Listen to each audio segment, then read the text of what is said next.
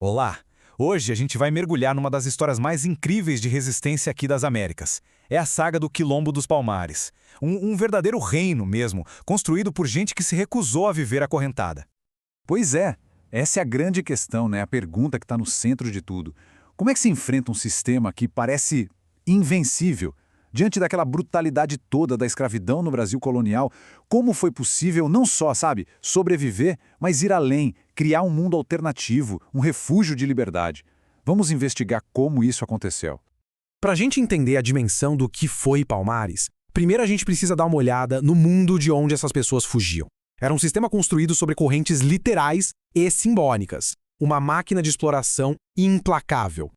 O motor que movia a economia colonial era basicamente o trabalho forçado. Produtos como o açúcar, o algodão, o tabaco, tudo isso gerava uma riqueza absurda para a coroa portuguesa e tudo era produzido sob um regime de violência extrema. A vida nas fazendas tinha um único objetivo: maximizar o lucro. O custo humano, esse não entrava na conta.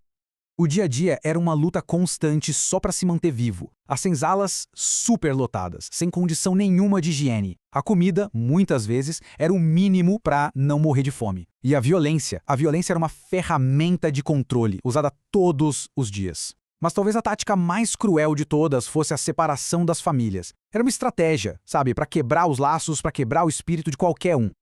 E olha, essa opressão não era só no campo, não. Nas cidades, a mesma lógica se aplicava. As pessoas escravizadas faziam todo tipo de trabalho pesado. Construíam as cidades, trabalhavam no comércio, nos serviços mais básicos.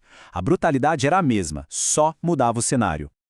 Agora, seria um erro enorme pensar que só existia submissão. Muito pelo contrário. Mesmo debaixo de uma opressão esmagadora, sempre existiram faíscas de desafio. A resistência era constante. Era criativa e aparecia de várias formas diferentes. A resistência acontecia em vários níveis. É impressionante. Começava com pequenas coisas do dia a dia, quase invisíveis, como sabotar uma ferramenta ou trabalhar mais devagar. Ganhava força na cultura, mantendo vivas as danças, as religiões, a identidade. Havia até quem tentasse usar os canais legais para denunciar os abusos.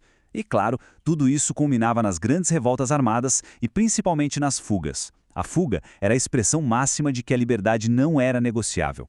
Essa frase aqui, do Mahoma Abaquaqua, que viveu o horror do tráfico e da escravidão antes de conseguir fugir, diz tudo.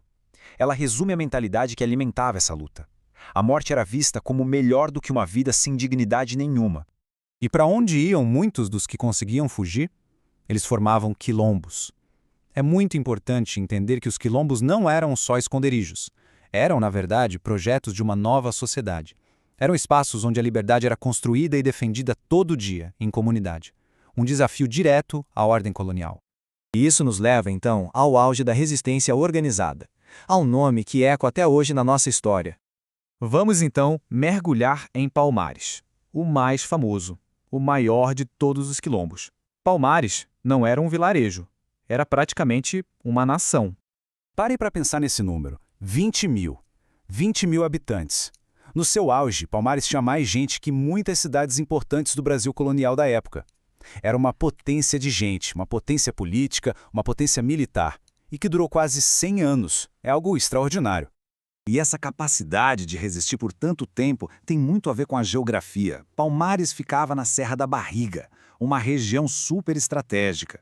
O terreno difícil e as fortificações que eles construíram foram fundamentais para se defenderem das dezenas de ataques militares que tentaram destruir o Quilombo. E a complexidade de Palmares era impressionante.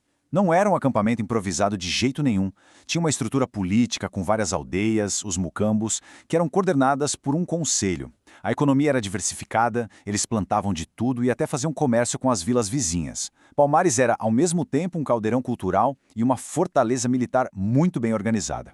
E essa nação teve líderes que se tornaram lendas. Primeiro, Gangazumba, que conseguiu unificar os diferentes mocambos. Depois, a rainha guerreira Dandara, uma estrategista e combatente fantástica. E por fim, Zumbi, sobrinho de Gangazumba, que se tornou o maior símbolo da recusa em negociar a liberdade.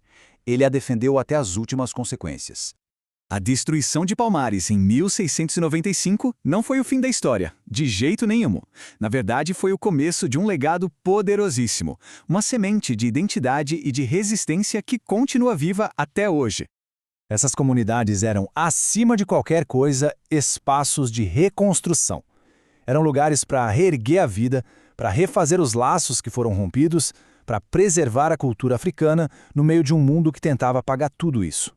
E essa ideia de continuidade é a chave de tudo. Mesmo depois da abolição da escravidão, os quilombos não sumiram, eles se transformaram, continuaram existindo como comunidades rurais, muitas vezes esquecidas pelo Estado, mas sempre mantendo vivas suas tradições e sua forma de organização. E aqui está a prova viva desse legado. Mais de 5.000. Esse é o número de comunidades quilombolas que existem hoje no Brasil, já reconhecidas ou lutando pelo reconhecimento. Elas são a continuação direta daquela luta antiga por terra, por dignidade e por autonomia.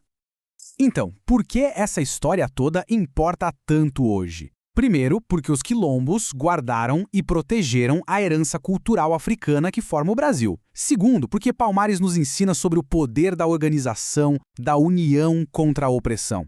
E por fim, porque a luta dos quilombolas de hoje por seus direitos é um eco direto, fortíssimo, da resistência de Zumbi e Dandara. Para a gente fechar, fica essa reflexão.